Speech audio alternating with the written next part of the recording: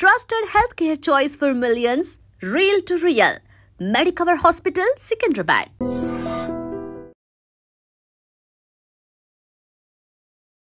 నమస్తే, welcome to iDream. చాలా మందిలో ఛాతీలో మంట, పుల్లటి త్రేంపులు, ఇలా కాకుండా ఇంకా గ్యాస్ట్రిక్ ప్రాబ్లమ్స్ ఇలా ఎక్కువగా వస్తూ ఉంటాయి. అయితే దీనికి సొల్యూషన్ ఏంటి? ఎన్నో మెడిసిన్స్ వాడుతూ ఉంటారు. మార్నింగ్ లేవగానే పొరకడుపున వాడే మెడిసిన్స్తో కూడా మీకు ఎటువంటి ఫలితం లేకపోవచ్చు. అయితే వీటన్నిటికీ కూడా వంటింటి చిట్కాలతో మనం ఎలా సొల్యూషన్ తీసుకోవాలి అన్న దాని గురించి చక్కగా వివరించడానికి మనతో పాటు ఉన్నారు ప్రముఖ ఆయుర్వేద వైద్య నిపుణులు, వంటింటి చిట్కాలలో చాలా ఫేమస్ ఆయన. ఈ పాటికి మీకు అర్థమైపోయి ఉంటుంది. ఆయనే చిట్టుబట్ల మధుసూదన్ శర్మ గారు. వారితో మాట్లాడి అసలు ఈ గ్యాస్ట్రిక్ ప్రాబ్లమ్స్కి ఎలాంటి సొల్యూషన్ చెప్తారు అన్నది అడిగి తెలుసుకుందాం. నమస్తే సార్. సార్, గ్యాస్ట్రిక్ ప్రాబ్లం అన్నది ఇప్పుడు చిన్నపిల్లలు కూడా మాకు ఛాతీలో మంట వచ్చేస్తుంది, పుల్లగా తేన్పులు వస్తున్నాయి, ఏం తినలేకపోతున్నాము అనేసి చెప్తూ ఉంటారు. అయితే గ్యాస్ట్రిక్ ప్రాబ్లం రావడానికి మెయిన్ రీజన్స్ ఏంటి సార్? గ్యాస్ట్రిక్ ప్రాబ్లమ్స్ రావడానికమ్మా టయానికి ఫుడ్ తీసుకోకపోవడము, కాఫీ టీలు ఎక్కువ తాగడము, junk foods, fast foods, bakery foods ఎక్కువ తీసుకోవడము, రాత్రి ఎక్కువసేపు నిద్ర మేలుకోవడము, మోషన్ను బలవంతంగా ఆపుకోవడము, తర్వాత మల విసర్జన సరిగ్గా చేయకపోవడము, అంటే కాన్స్టిపేషన్ ప్రాబ్లమ్. సో ఇలాంటివి అనేక రకాలైనటువంటి కారణాల వల్ల ఈ గ్యాస్ట్రిక్ ట్రబుల్ వస్తూ ఉంటుందమ్మా. ఈ గ్యాస్ట్రిక్ ట్రబుల్ సమస్య ఉన్నటువంటి వాళ్ళలో అందరిలో అన్ని లక్షణాలు ఒకే రకంగా ఉండవమ్మా. కొందరిలో ఒక్కొక్క రకమైనటువంటి లక్షణాలు ఉంటాయి. కొంతమందికి తేపుల రూపంలో ఈ యొక్క సమస్య ఇబ్బంది పెడుతూ ఉంటుంది, కొంతమందికి కడుపు ఉబ్బరంగా ఉంటుంది, కొంతమందికి వాంతి వచ్చినట్లు ఉంటుంది, కొంతమందికి తల బరువుగా ఉంటుంది, కొంతమందికి మోషన్ ప్రాబ్లం ఉంటుంది, కొంతమంది కడుపులో మంట ఉంటుంది, కొంతమంది కడుపులో ఏదో రాయి పెట్టినట్లు అనిపిస్తూ ఉంటుంది. ఇలా వివిధ రకాలైనటువంటి లక్షణాలు కలుగుతుంటాయమ్మా. మరికొంతమందికి అయితే ఈ ప్రభావం చేత అంతుబట్టని సమస్యలమ్మా, అంటే కీళ్ళ నొప్పులు, మోకాళ్ళ నొప్పులు, తర్వాత నడుము నొప్పి, భుజం నొప్పి, తలనొప్పి, ఇలాంటి వివిధ రకాలైన నొప్పులు కూడా కలుగుతుంటాయమ్మా. అలాంటి వాళ్ళలో ఏ పరీక్ష చేసినా ఏముండదమ్మా, పరీక్షలు చేయించుకుంటారు కానీ నార్మల్గా ఉంటాయి, సమస్య మాత్రం ఇబ్బంది పెడుతూ ఉంటుంది. గ్యాస్ట్రిక్ ట్రబుల్ సమస్య తగ్గిపోతే కానీ అవి తగ్గిపోవమ్మా. సో అట్లా కొంతమంది ఉంటారమ్మా. ఏది ఏమైనప్పటికీ మీరు అన్నట్లు ఈవెన్ ఒక్కొక్కసారి పరిగడుపున మింగే మాత్రలు కూడా మొండి పడతాయమ్మా.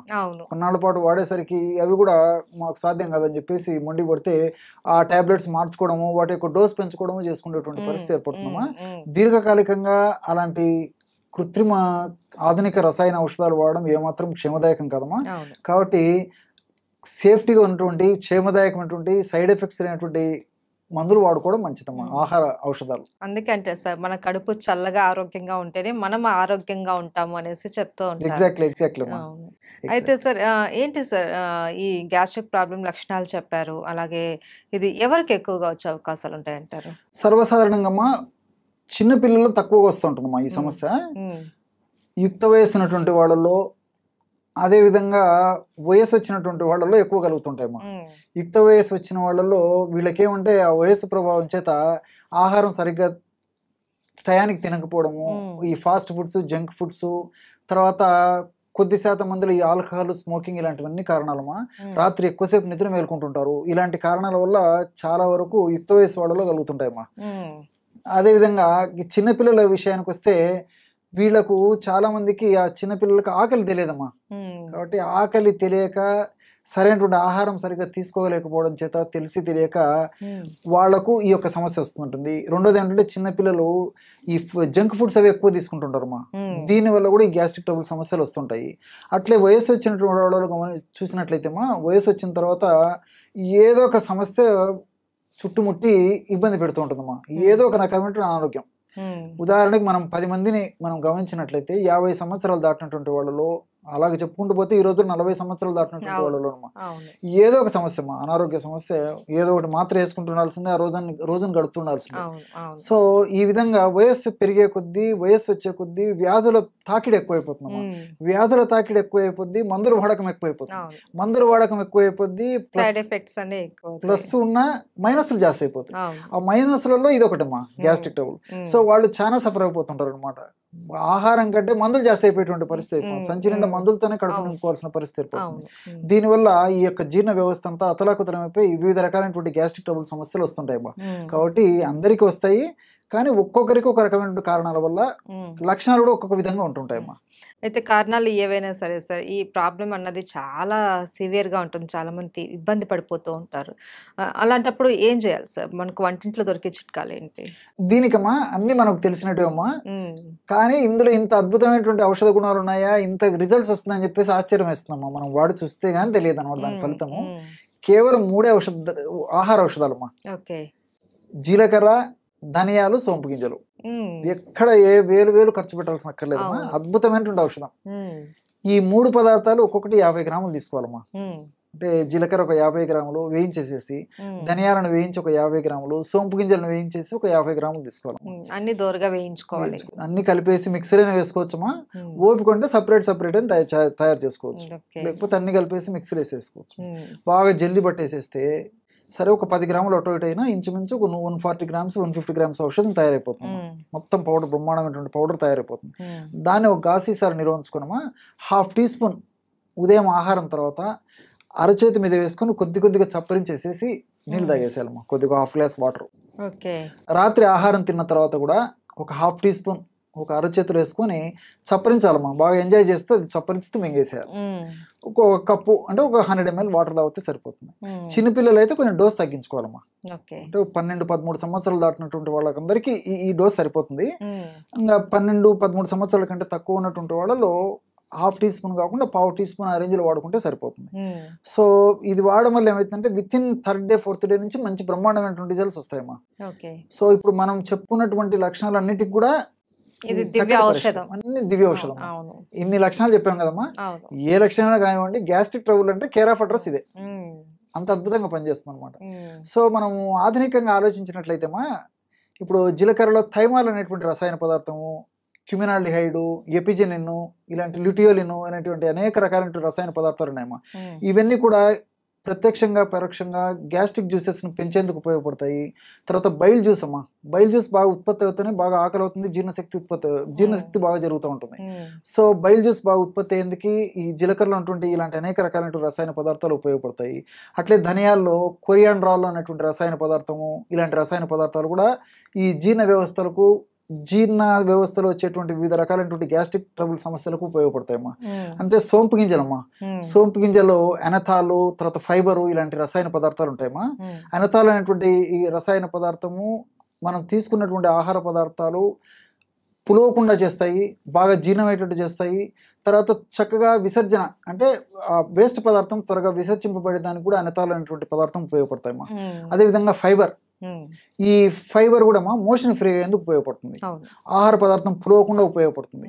అందులో మనకు తీసుకునేటువంటి ఆహార పదార్థాలమ్మా, ఇటువంటి ఆహార పదార్థాల్లో ఫైబర్ ఎక్కువగా ఉన్నటువంటిది ఈ సోపులోనేమా. అందులో ఈ రోజుల్లో నాగరికత ప్రభావం చేత, పాశ్చాత్య నాగరికత ప్రభావం చేత మనం ఫైబర్ వాడకం తగ్గిపోయిపోయిందమ్మా. కాబట్టి ఫైబర్ ఎక్కువగా ఉన్నటువంటి ఇలాంటి సోపు గింజలను వాడుకోవడం వల్ల గ్యాస్ట్రిక్ ట్రబుల్ సమస్యలు తగ్గిపోవడమే కాకుండా శరీరానికి కూడా చాలా రక్షణ ఇచ్చేసేసి ఈ షుగర్, బీపీ, వెయిట్ లాంటివి రాకుండా కూడా కంట్రోల్ చేస్తుందమ్మా ఫైబర్. సో ఇలా అంతేకాకుండా ఇందులో ఉన్నటువంటి పాలిఫినాల్స్ అనేటువంటి ఒక రసాయన పదార్థాలు కూడా ఈ రక్తనాళాల్లో ఫ్యాట్ వల్ల, కొలెస్ట్రాల్ వల్ల, తర్వాత ఈ ప్లేట్లెట్స్ వల్ల పూడికలు ఏర్పడకుండా కూడా ఉపయోగపడతాయమ్మా ఈ పాలిఫినాల్స్. సో మనం వాడేది గ్యాస్ట్రిక్ ట్రబుల్ అయినప్పటికీ గ్యాస్ట్రిక్ ట్రబుల్ వల్ల వచ్చేటువంటి సమస్యలు తగ్గిపోతాయి. అట్లే వెయిట్కి ఇది పనిచేస్తుందమ్మా. అంటే వెయిట్ వల్ల వచ్చేటువంటి సైడ్ ఎఫెక్ట్స్, అదేవిధంగా షుగర్ రాకుండా షుగర్ వల్ల వచ్చేటువంటి సైడ్ ఎఫెక్ట్స్ను కంట్రోల్ చేస్తుంది. అదేవిధంగా ఈ రోజుల్లో గుండె జబ్బుల సమస్య చాలా మందిలో కలుగుతుందమ్మా.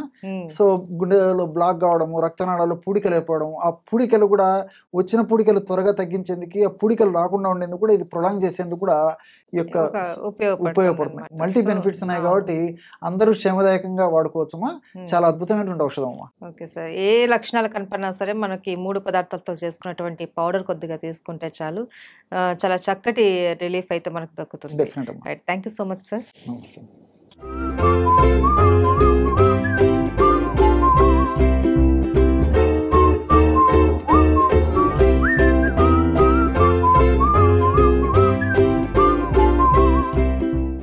విత్ విజిత కార్యక్రమానికి స్వాగతం. ప్రస్తుతం మనతో పాటు ఉన్నారు ప్రముఖ ఆయుర్వేద వైద్యులు ప్రొఫెసర్ డాక్టర్ టి వేణుగోపాలరావు గారు. ఇప్పుడు వారితో మాట్లాడి మరిన్ని విషయాలు తెలుసుకుందాం. నమస్తే సార్. నమస్తే అమ్మ. సార్ చూస్తున్నాం డయాబెటీస్ అనేది చాలా పెద్ద సమస్యగా మారిపోతోంది రోజు రోజుకి. చిన్నపిల్లల నుంచి పెద్దవాళ్ళ వరకు రకరకాలుగా చూస్తున్నాం ఈ డయాబెటీస్ అనేది. కానీ ముఖ్యంగా డయాబెటీస్ ఉన్న వాళ్ళలో కాంప్లికేషన్స్ కూడా చాలా ఎక్కువగా ఉంటాయి. అందులో భాగంగా తీసుకుంటే కాన్స్టిపేషన్, మలబద్ధక సమస్య ప్రత్యేకించి డయాబెటీస్ వాళ్ళలో చాలా ఎక్కువగా ఉంటుంది. దీనికి కారణం ఏంటి? దీని నుంచి బయటపడాలి అంటే ఎటువంటి విధానాలు ఆచరించవచ్చు అంటారు? ధన్వంతరియే నమః. ముఖ్యంగా డయాబెటిక్ పేషెంట్స్లో మీరు అన్నట్టు కాంప్లికేషన్స్ రకరకాలుగా ఉంటాయి. అవును సార్. వాటిల్లో క్రానిక్ డయాబెటిక్స్ అంటే షుగర్ వచ్చి ఒక 10 సంవత్సరాలు దాటిన పేషెంట్స్ మనం క్రానిక్ డయాబెటిక్స్ లాగా భావించవచ్చు. దీర్ఘకాలంగా డయాబెటీస్తో బాధపడే వాళ్ళు. అటువంటి వాళ్ళలో 100లో 60% మందికి మలబద్ధత సమస్య అనేది ఒక కాంప్లికేషన్ లాగా ఉంటుందన్నమాట. ఆల్మోస్ట్ హాఫ్కి పైన ఈ సమస్య ఉంటుంది. కాకపోతే ఏంటంటే చాలా మంది దీనికి ఏదో రకరకాల చిట్కాలు, గృహ వైద్యాలని, చిన్న చిన్న రెమెడీస్ అని, లేదంటే ఏదో చూర్ణాలని, లేకపోతే ఇంకేదో టాబ్లెట్స్ అని రకరకాలుగా వాడుతుంటారు. కానీ ఆయుర్వేద పరంగా ఈ సమస్యకి ఒక స్పెసిఫిక్గా కొన్ని రెమెడీస్, కొన్ని మనకి మూలికలు ఆయుర్వేదంలో ఉన్నాయన్నమాట. సో ఆ సమస్యకు తగిన విధంగా మనము మందు వాడితే ఈ సమస్య నుంచి బయటపడవచ్చు. ఇది ఎలా ఉంటుందంటే మీకు చిన్న ఎగ్జాంపుల్ చెప్తాను. మనకి మలబద్ధతకు సంబంధించిన మందులు చాలా ఉన్నాయి, కొన్ని వందలు ఉన్నాయి. దాంట్లో త్రిఫల చూర్ణము, పంచసకార చూర్ణం అని ఇట్లా చాలా అంటే చాలా ఉన్నాయి. అవన్నీ కూడా ఆయుర్వేదంలో చెప్పబడ్డాయి. కానీ వాటికి ఒక ప్రత్యేకమైన ఒక అంశం ఉంటుందన్నమాట. అంటే ఎక్కడ వాడాలి అనే దాన్ని బేస్ చేసుకొని దాన్ని ఫార్ములేట్ చేశారనమాట. అంతే తప్ప ప్రతి మలబద్ధతకు సంబంధించిన మెడిసిన్ ప్రతి కండిషన్లో ప్రతి ఒక్కరిలో పనిచేయదు. ఓకే, అంటే సేమ్ మెడిసిన్ అది దాని క్యూర్ అయినా కూడా ప్రతి ఒక్కరికి యూజ్ కాదు. ఓకే, మనిషిని బట్టి, వాళ్ళ అవసరాన్ని బట్టి, వాళ్ళకున్న ఈ కాంప్లికేషన్ బట్టి మారుతుంటుంది అనమాట. ముఖ్యంగా ఈ ఎవరిలో అయితే ఈ మలబద్ధత సమస్య, ప్రమేహ వ్యాధి అంటే మనకి డయాబెటిక్ పేషెంట్స్లో ఉంటుందో వాళ్ళకి రావడానికి కారణం ఏందో ముందు చూద్దాం మనం. ఓకే, దాంతో ఏంటంటే మనకి ఏం వాడాలనేది ఈజీగా తెలుస్తుంది, ఎలా వాడాలనేది ఈజీగా తెలుస్తుంది. సో దాంట్లో ముఖ్యంగా ఏంటంటే క్రానిక్ డయాబెటిక్ పేషెంట్స్లో మనకి పేగుల కదలికకు సంబంధించిన నరాల వ్యవస్థ ఉంటుందన్నమాట. అంటే మనం భోజనం చేసిన తర్వాత ఈ పేగుల కదలికను అది మనకు కంట్రోల్ చేసే ఒక నరాల వ్యవస్థ ఉంటుంది. ఆ నరాల వ్యవస్థ అనేది పేగుల గోడల్లో సన్నటి నరాలతోని ఎండవుతుంది అనమాట.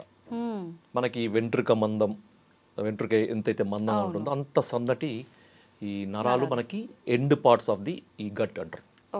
సో అక్కడ సప్లై చేస్తుంది. సో ఈ షుగర్ వ్యాధి వచ్చిన వాళ్ళలో ఏమవుతుందంటే ఆ సన్నటి నరాల వ్యవస్థ అనేది దెబ్బతింటుంది అనమాట, డ్యామేజ్ అవుతుంది. అంటే క్లోజ్ అవ్వడము అలా ఉంటుంది, డ్యామేజ్ అవుతుంది అనమాట. అంటే అది పని చేయదన్నమాట. సో దానికి ఏదైతే పని మనం ఉంటుందో, ఏదైతే పని చేయాలో ఆ పని చేయదు అది, ఎందుకంటే అది డ్యామేజ్ అయిపోయింది. ఫర్ ఎగ్జాంపుల్ మనకి లైట్ వెలగాలంటే వైర్ కావాలి. వైరే సరిగా లేదంటే, వైర్ డ్యామేజ్ అయింది అనుకోండి, ఏమవుతుంది? సో అదే విధంగా మనకి వైరింగ్ సిస్టమ్ అనమాట మన బాడీలో, నర్వస్ సిస్టమ్ అంటే. సో ఇక్కడ మనకి పేగుల కదలిక సంబంధించిన నరాల వ్యవస్థలో సన్నటి నరాలు అనేవి దెబ్బతినడము, డ్యామేజ్ కావడం దీంట్లో జరిగేది అనమాట. అది కూడా కొంతమందిలో షుగర్ కంట్రోల్ ఉన్నా కానీ డ్యామేజ్ అవుతుంది, కొంతమందిలో షుగర్ కంట్రోల్ కాకుండా ఎక్కువగా ఉన్నప్పుడు కూడా డ్యామేజ్ అవుతుంది అనమాట. ఎందుకని సార్ అలా? ఇప్పుడు షుగర్ ఎక్కువ ఉన్నప్పుడు అంటే నిజంగా మీరు అన్నట్టు అన్ని ఆర్గాన్స్ పైన ఎఫెక్ట్ పడుతుంది ఇలా అంటారు కదా, మరి కంట్రోల్లో ఉన్న వాళ్ళకి కూడా కంట్రోల్లో ఉన్న వాళ్ళకి కారణం ఏంటంటే వాళ్ళ శరీర తత్వం. ఓకే, దీన్ని ఫినోటైప్, జీనోటైప్ అంటారు. శరీర ప్రకృతి అని ఆయుర్వేదంలో అంటారు అనమాట. బై డిఫాల్ట్ వాత తత్వం ఉన్న వాళ్ళు ఉన్నారు అనుకోండి, వాళ్ళకి షుగర్ లేకున్నా మనకి కాన్స్టిపేషన్ ఉంటుంది, ఇంకా షుగర్ వస్తే ఇంకా కాన్స్టిపేషన్ అనే ఎక్కువ వస్తుంది అనమాట.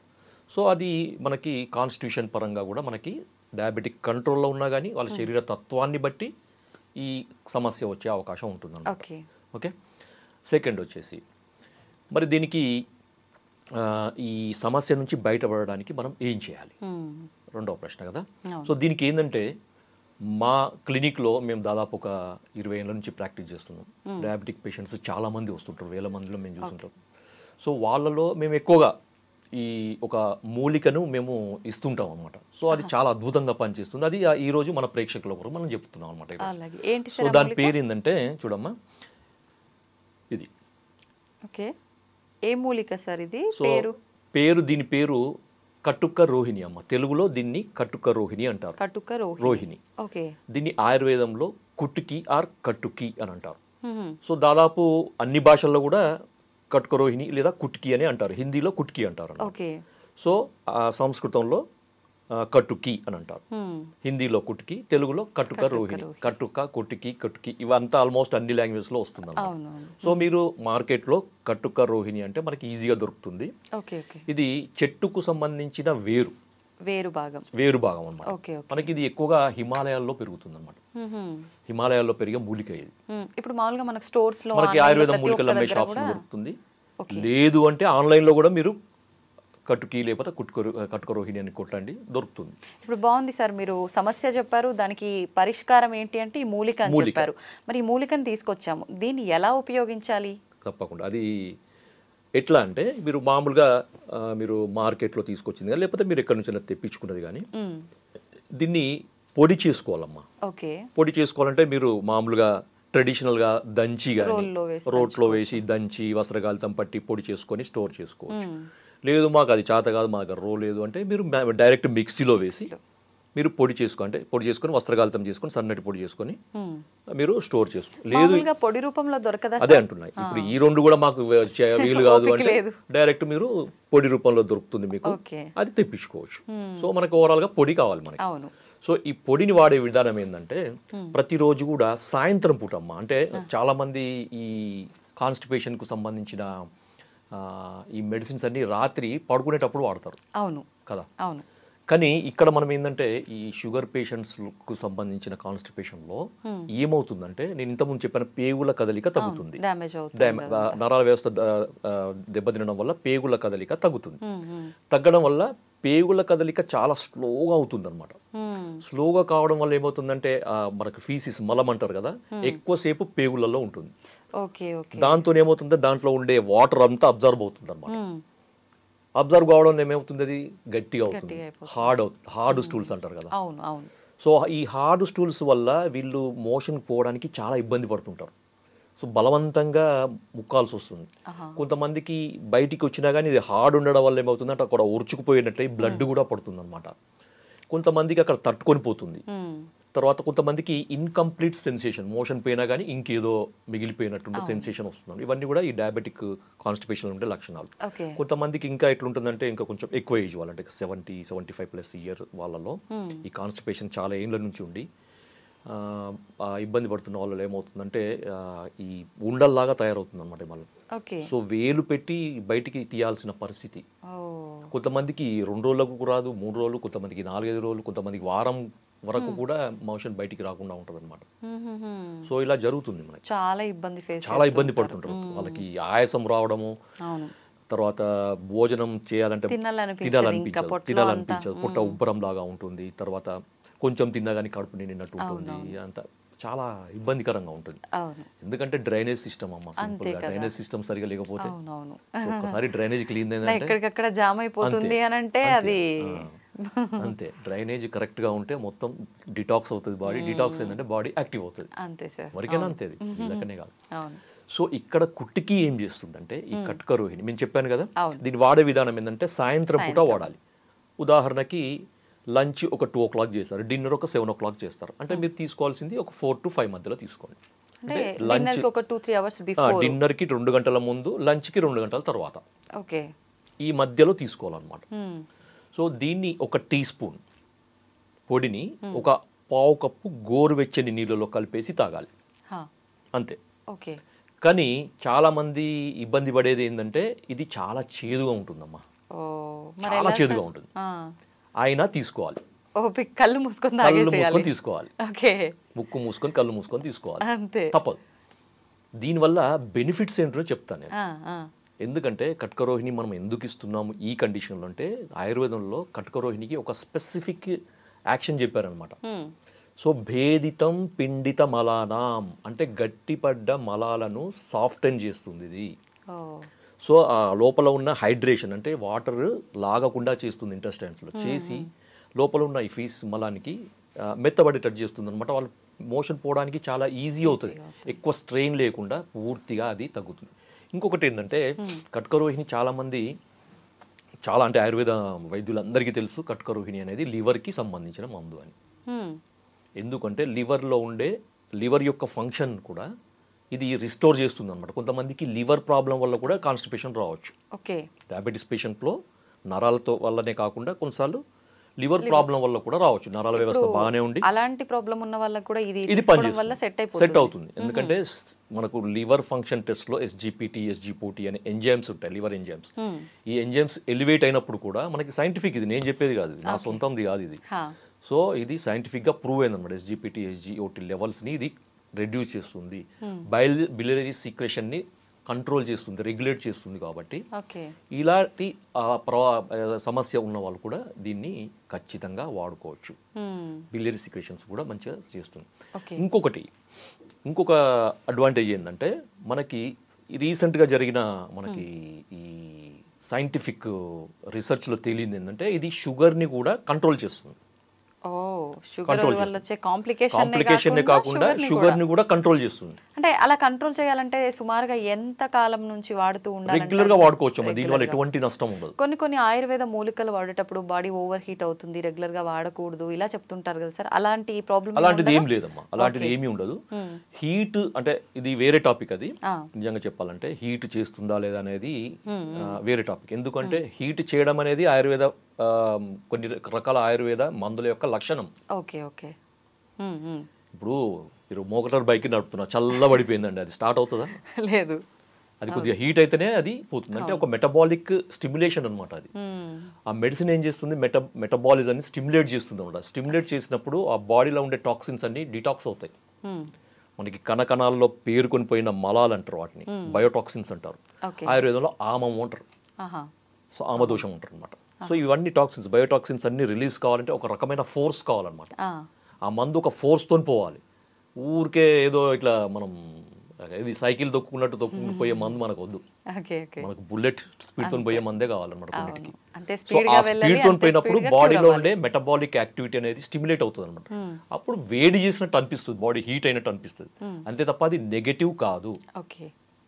ఇప్పుడు ఇది మీరు వేడి నీళ్ళలో వేసుకొని ఈవినింగ్ సమయంలో తాగడం స్టార్ట్ చేయమన్నారు. స్టార్ట్ చేసిన మరుసటి రోజు నుంచి ఫలితం ఉంటుందా, లేదంటే కొన్ని రోజుల పాటు వాడిన తర్వాత ఉంటుందా? అది మనం వ్యక్తిగతంగా మారుతుందమ్మా, ఇండివిజువల్ గా మారుతుంది. కొంతమందికి నెక్స్ట్ డేనే, లేకపోతే ఆ రోజు నైటే, లేకపోతే మిడ్ నైటే మోషన్ ఫ్రీ కావచ్చు. లేదంటే కొన్ని రోజులు వాడంగా కొంచెం ఫ్రీగా అవుతుండే. కానీ మీరు రెగ్యులర్ గా వాడుతుండండి, షుగర్ కూడా కంట్రోల్ అవుతుంది. ఇది నేను చెప్పింది కాదు, సైంటిఫిక్ గా ప్రూఫ్ అయింది. ఎందుకంటే దీంట్లో ఉండే మనకి దీన్ని లాటిన్ లో పిక్రోరైజా కుర్వా అంటారు దాన్ని. ఓకే, దీన్ని ఇంగ్లీష్ లో మనకి టెక్నికల్ గా ఈ ఏమంటారు ట్రేడ్ నేమ్ ఏంటంటే హెలిబోర్ అంటారు, హెలిబోర్. సో దీంట్లో పిక్రోరైజిన్ అనే ఒక కెమికల్ ఉంటుంది అనమాట, ఒక బయోకెమికల్ రసాయనం. దాంట్లో బయోకెమికల్ అంటారు, లేకపోతే యాక్టివ్ ఇంగ్రీడియంట్ అంటారు, ఫైటోకెమికల్స్ అంటారు. సో ఇది ఏం చేస్తుందంటే మనకి బ్లడ్లో ఉండే మనకి ఇన్సులిన్ కావాలి కదా, మనకి బ్లడ్లో ఉన్న రక్తం అనేది కణాలకి పోవాలంటే ఇన్సులిన్ అవసరం. ఓకే, తర్వాత ఈ ఇన్సులిన్ ఇన్సులిన్ యొక్క సమక్షంలో ఈ ఏమంటారంటే ఈ షుగర్ అనేది లోపలికి పోవాలంటే ఒక ట్రాన్స్పోర్టర్ సిస్టమ్ కావాలన్నమాట, GLUT4 అంటారు దాన్ని. ఓకే, ఆ ట్రాన్స్పోర్ట్ అనేది మనకి కణాలలో ఉంటుంది, శరీర కణాలలో ఉంటుంది అనమాట. సో ఆ ట్రాన్స్పోర్ట్ ద్వారానే ఈ షుగర్ అనేది బ్లడ్ నుంచి లోపలికి వస్తుంది, లేదంటే బ్లడ్లోనే పేరుకొని పోతుంది. సో ఆ ట్రాన్స్పోర్ట్ సిస్టమ్ సవ్యంగా పనిచేయాలంటే ఇన్సులిన్ కావాలి. సో ఈ దీంట్లో పిక్రోరైజిన్ లేకపోతే కుట్కిన్ ఏం చేస్తుందంటే ఈ మన శరీర కణాలలో ఉండే ఈ GLUT4 ట్రాన్స్పోర్ట్ని సెల్ ఇట్లా ఉంటుంది కదా కణం, ఆ కణం యొక్క పొరకి చేరుస్తుంది అనమాట. దీన్ని ట్రాన్స్లోకేషన్ అంటారు అనమాట. అంటే మనకి గ్లూకోజ్ ట్రాన్స్పోర్టర్స్ని ట్రాన్స్లోకేట్ చేసే యాక్టివిటీ ఉంది. కాబట్టి ఏంటంటే రక్తంలో ఉన్న షుగర్ అనేది సెల్ లోపలికి వస్తుంది, మన శరీర కణాలలోకి వస్తుంది, దాంతో రక్తంలో ఉండే షుగర్ తగ్గుతుంది. అర్థమైందా? ఈ రకంగా డయాబెటీస్ కూడా ఈ రకంగా మనకి రెండు రకాల బెనిఫిట్స్. కొంతమందికి షుగర్ కంట్రోల్ లేకపోవడం వల్ల నరాలు డ్యామేజ్ అయ్యి కాన్స్టిపేషన్ రావచ్చు. అలాంటి వాళ్ళకి షుగర్ తగ్గిస్తుంది, కాన్స్టిపేషన్ రిలీవ్ చేస్తుంది, సేమ్ టైం రెండు తగ్గిస్తుంది. లేదు మీకు షుగర్ మీకు కాన్స్టిపేషన్ లేదు, కొంతమందికి డౌట్, ఇప్పుడు వీడియో చూసే వాళ్ళకి చాలా డౌట్లు వస్తాయి నాకు తెలిసి. సార్ మా కాన్స్టిపేషన్ లేదు, మీరు ఇది షుగర్ కూడా బాగా పనిచేస్తుంది అన్నారు కదా, ఇది మేము వాడచ్చా? తప్పకుండా వాడచ్చు, తప్పకుండా. చిన్న పిల్లల్లో కూడా ఇప్పుడు షుగర్ ఉంటుంది, మలబద్ధకం సమస్య లేకపోయినా కూడా క్యూర్ అయ్యే ఛాన్స్ ఉంది కాబట్టి చిన్న పిల్లలకు కూడా ఇది ప్రతిరోజు ఇవ్వచ్చా? ఇది ఇప్పుడు చిన్న పిల్లలలో వచ్చే డయాబెటీస్ టైప్ 1 డయాబెటీస్ అంటారమ్మా, అది క్యూర్ కాదు. అది క్యూర్ కాదు, ఎందుకంటే అక్కడ ఇన్సులిన్ సిక్రెట్ చేసే ప్యాంక్రియాటిక్ బీటా సెల్స్ పూర్తిగా డ్యామేజ్ అవుతాయి, లేకపోతే అబ్సెంట్ అన్న ఉంటాయి.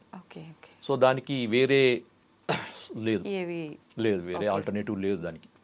సో దానికి కొన్ని రకాల టెస్టులు ఉంటాయి, ఒకవేళ మనకి ఏదన్నా ఉంటే తెలుసు, జెనెటికల్ రీజన్ కానీ లేకపోతే ఇంకేదన్నా ఆటో ఇమ్యూన్ రీజన్ కానీ ఏదన్నా ఉండొచ్చు కొంతమందిలో. కొంచెం ఇమ్యూనిటీ సంబంధించిన సెల్స్ అనేవి ప్యాంక్రియాటిక్ బీటా సెల్స్ని అటాక్ చేయడం వల్ల డ్యామేజ్ అయ్యే అవకాశం ఉంటుంది. సో అలాంటప్పుడు మనం కొన్ని రకాల ఈ యాంటీబాడీస్ని కంట్రోల్ చేసే మెడిసిన్స్ వాడడం వల్ల కొంతమందికి ఉపయోగం ఉండొచ్చు, కానీ బై బర్త్ జెనెటికల్గా వచ్చే వాళ్ళకి మాత్రం మనం ఏం చేయలేము. ఓకే సార్, ఇప్పుడు ఆయుర్వేదం అనగానే చాలా మందిలో ఒక అపోహ ఉంటుంది, పథ్యాలు చేయాలి ఏం మెడిసిన్ వాడినా కూడా అని చెప్పి. ఇప్పుడు ఈ మూలికలు ప్రతిరోజు వాడమన్నారు, దీంతో పాటు మనం ఎవ్రీడే ఏదైతే ఫుడ్ తీసుకుంటున్నాం అదే ఫుడ్ కంటిన్యూ చేయొచ్చా, ఏదైనా స్కిప్ చేయాల్సి ఉంటుందా? ఏమి చేయాల్సిన అవసరం లేదు, మీరు రెగ్యులర్గా వాడే ఫుడ్ని అలాగే వాడండి. ఓకే, షుగర్ లేని వాళ్ళు కూడా వాడుకోవచ్చు దీన్ని, కాకపోతే ఆ చేదు కొరకు మీరు ఏదన్నా షుగర్ లేని కదనుకోండి, షుగర్ కలుపుకొని వాడండి, సరిపోతుంది. బెల్లం పొడి అంతే కలుపుకోవచ్చు, తేనెనో బెల్లం పొడో లేకపోతే షుగరో లేకపోతే కండ శర్కరో ఏదో ఒకటి కలుపుకొని తీసుకోవచ్చు. అంటే ఇప్పుడు మలబద్ధకం సమస్య ఉండి షుగర్ లేని వాళ్ళకి రోజు తీసుకోవచ్చు, లేని వాళ్ళకు ఇప్పుడు నేను చెప్పిన దానికి షుగర్ ఆ టేస్ట్ ఒకవేళ చేదు మీకు నచ్చకపోతే మీరు ఈ విధంగా దానికి కొద్ది ఆల్టరేషన్ చేసుకొని వాడుకోవచ్చు, నో ఇష్యూ. ఇది ఓన్లీ వాటర్ లోనేనా, పాలల్లో అలా కూడా? పాలల్లో వాడద్దు, ఎందుకంటే ఇది చేదు కదా, చేదు అనేది మనకు ఆయుర్వేదంలో మనకి దానికి వ్యతిరేకం అవుతుంది అనమాట, కాంట్రాస్ట్ ఫుడ్ అంటారు దాన్ని. Okay okay, thank you sir, నిజంగా చాలా వాల్యుబుల్ ఇన్ఫర్మేషన్ అయితే ఇచ్చారు. ప్రతి ఒక్కరూ డయాబెటీస్తో బాధపడుతున్నారు, ప్లస్ దాంతోపాటు మీరు అన్నట్టుగా చాలా రకాల కాంప్లికేషన్స్, ఈ మలబద్ధకం సమస్య మామూలు వాళ్ళలో వస్తేనే చాలా ఇబ్బంది పడుతూ ఉంటారు, అలాంటిది షుగర్తో పాటు మలబద్ధకం అంటే నిజంగా చాలా ఎక్కువ సమస్యనే ఫేస్ చేస్తున్నారు. అటువంటి వాళ్ళకి చాలా మంచి ఇన్ఫర్మేషన్ ఇచ్చారు sir, thank you very much.